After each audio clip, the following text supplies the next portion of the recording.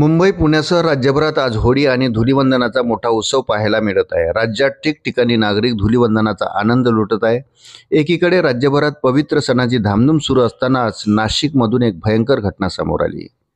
नाशिकमध्ये होळीच्याच दिवशी एका तरुणाची हत्या केल्याची भयंकर घटना घडली असून संपूर्ण शहर हादरून गेले आहे। वृत्त सविस्तर जाणून घेण्याकरता चॅनलला सबस्क्राईब जरूर करा। नाशिकमध्ये होळीच्या सणाला गालबोट लागले असून जुन्या वादातून एकाची हत्या करण्यात आली आहे। शहरातील सिडको येथील शुभम पार्क परिसरात एका युवकाची घरातून बोलवून घेऊन त्याच्यावर प्राणघातक हल्ला करण्यात आला, ज्यामध्ये सुमित देवरे वय 19 याचा मृत्यू झाला।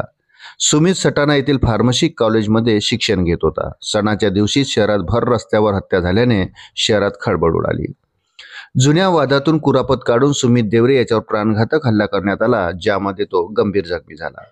हल्ल्यानंतर सुमित देवरेला तात्काळ जिल्हा रुग्णालयात उपचारासाठी दाखल करण्यात आले, मात्र डॉक्टरांनी त्याला मृत घोषित केले।